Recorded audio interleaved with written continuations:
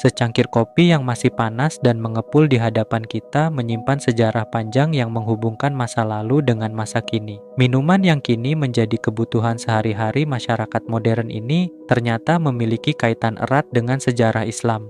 Perjalanan kopi yang awalnya sebagai minuman para ulama sufi hingga berkembang menjadi kedai kopi modern seperti sekarang ini telah meninggalkan jejak yang mendalam dalam sejarah peradaban manusia. Para sufi menggunakan kopi sebagai pendamping zikir dan ibadah malam, memanfaatkan efek stimulannya untuk tetap terjaga dalam mendekatkan diri kepada Allah. Kebiasaan ini kemudian berkembang menjadi budaya ngopi yang kita kenal sekarang, di mana secangkir kopi tidak hanya sekadar minuman, tetapi juga menjadi medium untuk mempererat silaturahmi dan berbagi cerita. Namun, di balik semua manfaat tersebut, muncul beberapa pertanyaan menarik. Bagaimana kisah awal penemuan biji kopi yang kemudian menjadi minuman para ulama sufi? Lalu bagaimana pengaruh budaya minum kopi dalam Islam masih terasa hingga saat ini? Dan benarkah kopi pernah menjadi perdebatan dan sempat diharamkan di beberapa wilayah Islam pada abad ke-16, bahkan juga dilarang di beberapa wilayah dunia? Mari kita telusuri bersama sejarah minuman yang telah mengubah kebiasaan masyarakat ini.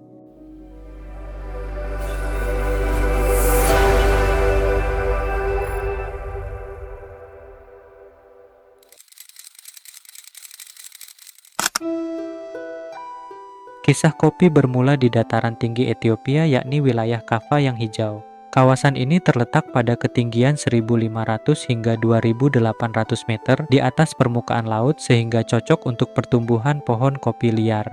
Pada periode sejarah sekitar abad ke-9, seorang gembala muda bernama Kaldi sedang mengembalakan ternaknya di lereng gunung. Dalam keseharian menggembalakan ternak, dia mengamati fenomena perilaku kambingnya. Kambing-kambing yang biasa bersikap tenang dan teratur, secara tiba-tiba menunjukkan perubahan perilaku yang ekstrim setelah mengonsumsi biji-bijian merah dari semak tertentu. Mereka bergerak dengan gesit dan penuh semangat bahkan setelah matahari terbenam. Ini adalah kondisi yang sama sekali tidak lazim bagi kawanan ternak, karena pada umumnya ketika hari sudah gelap biasanya hewan ternak sudah beristirahat.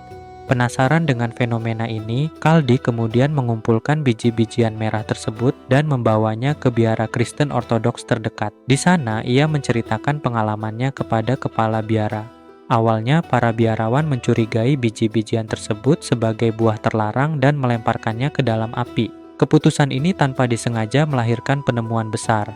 Bukannya terbakar menjadi abu, biji-bijian itu justru mengeluarkan aroma yang begitu menggoda, wangi yang kini kita kenali sebagai aroma khas biji kopi panggang. Tercium aroma yang belum pernah mereka kenal sebelumnya, aroma yang terasa manis, hangat, dan mengundang selera. Para biarawan kemudian mengambil biji-bijian yang telah dipanggang itu, menumbuknya, dan menyeduhnya dengan air panas. Minuman hitam yang sekarang kita kenal sebagai kopi ternyata memiliki khasiat luar biasa dalam membantu mereka tetap terjaga selama doa-doa malam yang panjang. Penemuan yang mengubah sejarah ini dengan cepat menyebar ke wilayah sekitar Ethiopia termasuk mencapai tanah Yaman yang kemudian menjadi tempat lahirnya budaya kopi dalam peradaban Islam.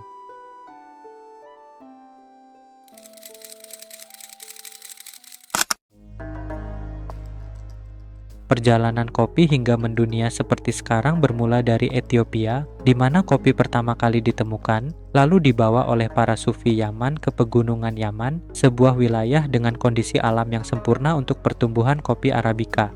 Dataran tinggi beriklim sejuk, tanah vulkanis, dan sistem irigasi tradisional kuno menciptakan lingkungan ideal bagi tanaman kopi yang menghasilkan biji berkualitas tinggi. Para petani Yaman dengan cermat mengembangkan metode budidaya yang kemudian menjadi acuan bagi wilayah lain di dunia. Di Yaman, kopi dikenal dengan sebutan qahwa, yang dalam bahasa Arab diartikan sebagai pembangkit semangat atau penghilang kantuk. Para sufi Yaman menggunakan kopi dalam ibadah panjang mereka seperti sebagai pendamping zikir dan meditasi. Dari sinilah dimulai perjalanan spiritual sekaligus kultural yang akan mengubah cara dunia menikmati minuman ini. Penyebaran kopi secara global dimulai dari pelabuhan Al-Mocha di Yaman, yang merupakan pelabuhan tersibuk pada masa itu. Pelabuhan Al-Mocha menjadi pintu gerbang bagi kopi Yaman untuk diekspor dan diperkenalkan ke berbagai penjuru dunia melalui jalur perdagangan maritim yang ramai.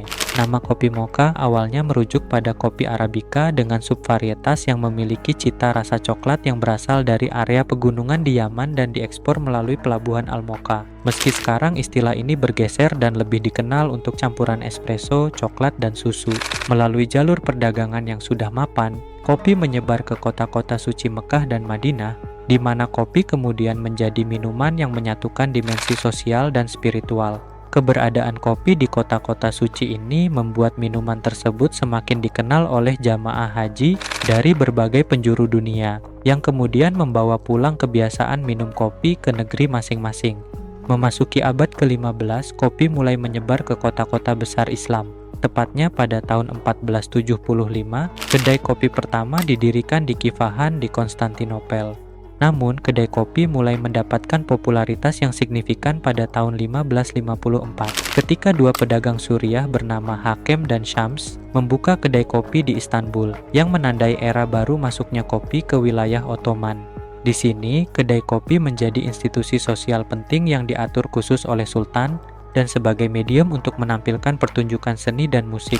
Kopi disajikan dengan cara khas menggunakan cezve, yaitu panci tembaga khusus dan dicampur rempah-rempah seperti kapulaga, kayu manis, dan cengkeh, dan dikenal sebagai Turk kahvesi atau kopi Turki. Di periode abad yang sama tepatnya di Damaskus, kedai-kedai kopi bermunculan di sekitar Masjid Umayyah, yang menjadi pusat berkumpulnya para cendekiawan dan pedagang. Sementara itu, Kairo juga menjadi salah satu pusat berkembangnya budaya kopi, di mana kedai-kedai kopi bermunculan di sekitar Al-Azhar. Kedai-kedai ini tidak sekadar tempat minum, tetapi berkembang menjadi perpanjangan ruang kuliah, tempat para ulama dan mahasiswa melanjutkan diskusi akademis mereka. Keberhasilan kedai kopi di kota-kota Islam, khususnya di wilayah Ottoman dengan jaringan perdagangan yang luas dari Balkan hingga Afrika Utara, membuka jalan bagi masuknya kopi ke Eropa. Para pedagang dan diplomat Eropa yang mengunjungi wilayah Ottoman terkesan dengan budaya kopi, lalu mulai membawa biji kopi sebagai oleh-oleh dan hadiah diplomatik ke negeri mereka. Venesia, yang telah lama menjadi jembatan perdagangan antara Ottoman dan Eropa, memegang peran kunci dalam persebaran ini. Para pedagang Venesia membangun jalur perdagangan kopi yang kuat melalui Konstantinopel, mengintegrasikannya dengan rute perdagangan sutra dan rempah-rempah yang sudah mapan. Meskipun Venesia sukses dalam perdagangan kopi, pada awalnya kopi lebih diperlakukan sebagai komoditas dagang dan obat-obatan yang dijual di apotek, bukan sebagai minuman sosial. Kota-kota pelabuhan Eropa lainnya mulai mengikuti jejak perdagangan Venesia, dan kopi menyebar ke kota-kota seperti London dan Paris. Di Paris, yang saat itu menjadi pusat budaya dan intelektual Eropa, Cafe Prokop dibuka tahun 1686 oleh Francesco Procopio, seorang imigran dari Sisilia yang membawa konsep perpaduan kedai kopi Timur Tengah dengan sentuhan Italia. Kedai ini menjadi tempat berkumpul para filsuf pencerahan seperti Voltaire, Rousseau, dan Diderot. Dan kafe ini menjadi kedai kopi tertua di dunia yang masih beroperasi hingga sekarang. Venesia sendiri baru berkembang menjadi pusat budaya kopi setelah mengadopsi konsep kedai kopi sebagai ruang sosial, yang mencapai puncaknya dengan pembukaan Cafe Florian di Piazza San Marco pada tahun 1720. Kedai kopi ini menjadi kedai kopi tertua di Italia yang masih beroperasi hingga saat ini.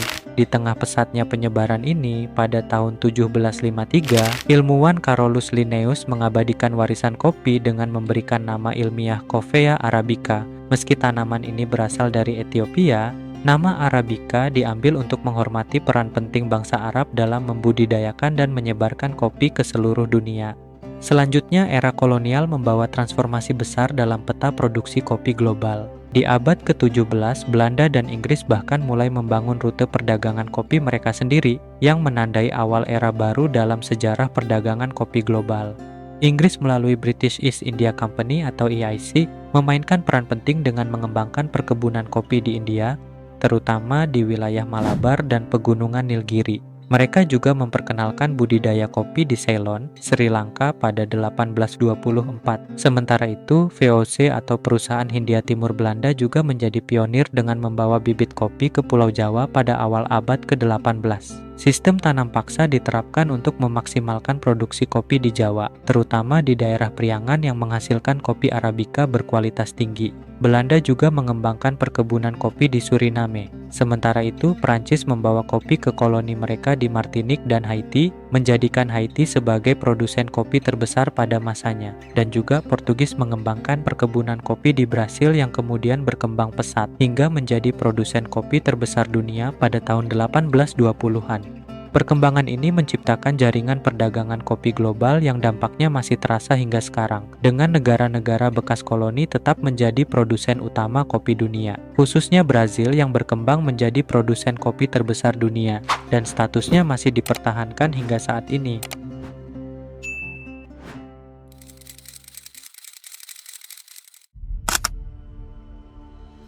Namun, perjalanan kopi tidak selalu mulus. Sejarah mencatat terdapat kontroversi besar yang terjadi di Mekah pada tahun 1511. Saat itu gubernur Mekah yang dikenal konservatif yaitu Khair Beg Al-Mi'mar mengeluarkan larangan terhadap kopi karena dia sangat khawatir dengan berkumpulnya orang-orang di kedai kopi yang dianggapnya sebagai tempat pembangkangan dan perilaku tidak bermoral.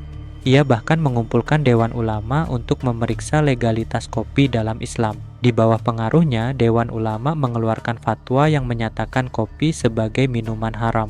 Dengan dasar pertimbangannya adalah efek stimulan dari kafein dalam kopi yang membuat peminum lebih terjaga dan bersemangat dianggap memiliki efek memabukkan seperti alkohol. Namun, larangan ini dicabut oleh Sultan Selim I dari Kekaisaran Ottoman yang saat itu menguasai Mekah. Pencabutan ini dilakukan melalui fatwa yang dikeluarkan oleh Mufti Besar Mehmet Ebu Sud El-Imadi yang secara resmi memperbolehkan masyarakat untuk kembali mengonsumsi kopi. Sementara itu, Khair Beg yang dianggap sebagai dalang dari kontroversi ini akhirnya dicopot jabatannya dan mendapatkan hukuman atas perintah Sultan. Sejarah seakan berulang seabad kemudian. Pada masa Sultan Murad IV yang memerintah dari 1623 hingga 1640, kekhawatiran serupa muncul kembali. Seperti Khair Beg, Sultan melihat kedai kopi sebagai tempat berkumpulnya para pembangkang yang berpotensi merencanakan pemberontakan. Namun, tindakan Sultan jauh lebih keras. Ia mengeluarkan hukuman mati bagi siapa saja yang tertangkap mengonsumsi kopi, tembakau, atau opium. Meski begitu, perdagangan kopi tetap berlanjut secara sembunyi-sembunyi di luar tembok kota, hingga larangan tersebut akhirnya dicabut secara bertahap setelah kematiannya pada tahun 1640. Kontroversi kopi tidak berhenti di dunia Islam. Setelah berkembang di wilayah Ottoman, kopi mulai menyebar ke Eropa dan membawa pengaruh signifikan di sana. Di Inggris abad ke-17, Raja Charles II juga melihat kedai kopi sebagai ancaman politik. Pada Desember 1675, ia mengeluarkan A Proclamation for the Suppression of Coffee Houses yang menyatakan kedai kopi sebagai tempat penyebaran rumor dan kritik terhadap pemerintah. Namun, larangan ini hanya bertahan 11 hari karena protes keras dari pedagang London yang melihat kedai kopi sebagai pusat vital transaksi bisnis. Beralih ke Prancis, pendekatan terhadap kedai kopi di Prancis abad ke-18 mengambil arah yang berbeda. Alih-alih melarang, pemerintah membiarkan kedai kopi berkembang bebas. Cafe Prokop yang dibuka tahun 1686 menjadi tempat berkumpul para filsuf pencerahan seperti Voltaire, Rousseau, dan Diderot. Berbeda dengan Ottoman dan Inggris yang berusaha membatasi aktivitas kedai kopi, sikap permisif pemerintah Louis XVI justru membawa konsekuensi yang tidak terduga. Di masa krisis ekonomi dan kesenjangan sosial, kedai kopi Paris menjadi tempat pertemuan berbagai lapisan masyarakat. Selain diskusi filsafat, tempat ini juga menjadi arena pembahasan masalah rakyat sehari-hari seperti kelangkaan roti dan beban pajak yang berat. Tanpa disadari pemerintah, kedai kopi berperan sebagai katalis pertumbuhan kesadaran sosial yang secara tidak langsung berkontribusi pada terjadinya revolusi Prancis. Para filsuf pencerahan yang telah disebutkan tadi memiliki pengaruh besar terhadap revolusi Prancis melalui ide-ide yang mereka sebarkan di kedai-kedai kopi Paris. Voltaire dikenal dengan kritik tajamnya terhadap gereja Katolik dan monarki absolut, serta mendorong pemisahan gereja dari negara. Sementara itu, Rousseau memberikan fondasi ideologis revolusi melalui teori kontrak sosial dan kedaulatan rakyat dalam karyanya Du Contrat Social. Dan Diderot berkontribusi melalui proyeknya Ensiklopedi yang berperan menyebarkan pengetahuan dan pemikiran kritis kepada masyarakat luas. Ide-ide mereka tentang kebebasan, kesetaraan, dan kedaulatan rakyat kemudian tercermin dalam dokumen-dokumen revolusi seperti Deklarasi Hak-Hak Manusia dan Warga Negara. Perjuangan kopi menghadapi berbagai bentuk resistensi di Eropa terus berlanjut dengan beragam cara yang unik. Di Prusia, The Great Frederick menerapkan kebijakan kontroversial dengan mempekerjakan pencium kopi untuk mendeteksi aktivitas penyangraian kopi ilegal. Meskipun hal ini justru mendorong berkembangnya pasar gelap. Sementara di Swedia, Raja Gustav III melakukan eksperimen yang tidak biasa dengan menggunakan narapidana kembar untuk membuktikan bahaya kopi. Namun upaya ini berakhir ironis karena si peminum kopi justru memiliki usia yang lebih panjang.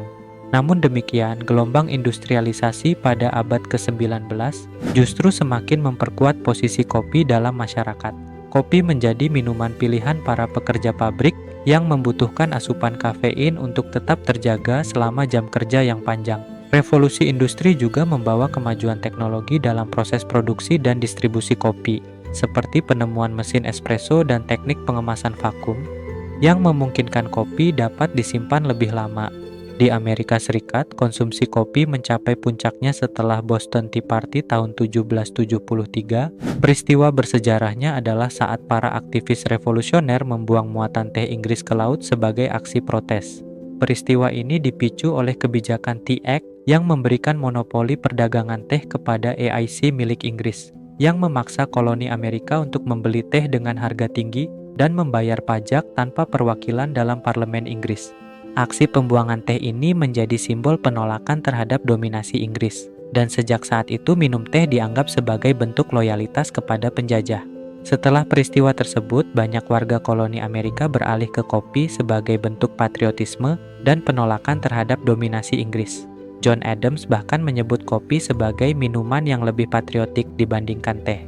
Sejak saat itu, kopi menjadi minuman nasional Amerika yang tak terpisahkan dari budaya populer. Bahkan selama Perang Saudara Amerika, tentara Union mendapat jatah kopi sebagai bagian dari ransum hariannya, menunjukkan betapa pentingnya minuman ini dalam kehidupan sehari-hari.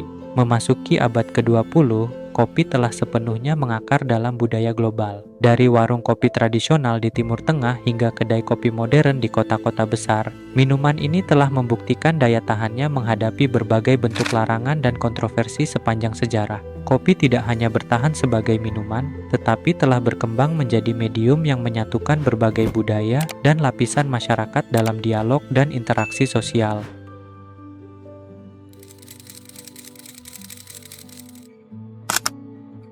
Perjalanan kopi dari ritual spiritual para sufi hingga menjadi minuman global favorit merupakan testimoni dari kekayaan peradaban Islam.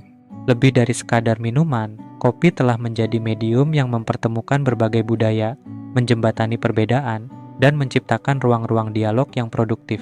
Setiap tegukan kopi yang kita nikmati hari ini membawa jejak sejarah panjang yang bermula dari tanah Ethiopia, melalui ritual-ritual sufi, hingga menjadi bagian tak terpisahkan dari kehidupan modern. Kedai kopi modern yang tersebar di seluruh dunia dengan segala kemewahannya adalah hasil evolusi dari warisan budaya Islam yang telah berabad-abad. Saat kita menikmati secangkir kopi, kita tidak hanya merasakan kepahitan dan manisnya minuman ini, tetapi juga menghayati perjalanan panjang sebuah tradisi yang telah membentuk peradaban. Dari biji-bijian yang ditemukan oleh seorang gembala di Ethiopia, hingga menjadi komoditas global yang diperdagangkan di seluruh dunia, kopi telah dan akan terus menjadi saksi bisu perjalanan manusia, membawa cerita-cerita baru sambil tetap mempertahankan esensi spiritualnya yang dalam. Demikianlah pembahasan kali ini, terima kasih buat yang sudah menyimak sampai habis. Sampai jumpa di episode Ragam Dimensi lainnya. Jangan lupa support channel ini dengan like, komen, share, dan subscribe, agar channel ini bisa berkembang dan terus memberikan manfaat. See you in the next dimension.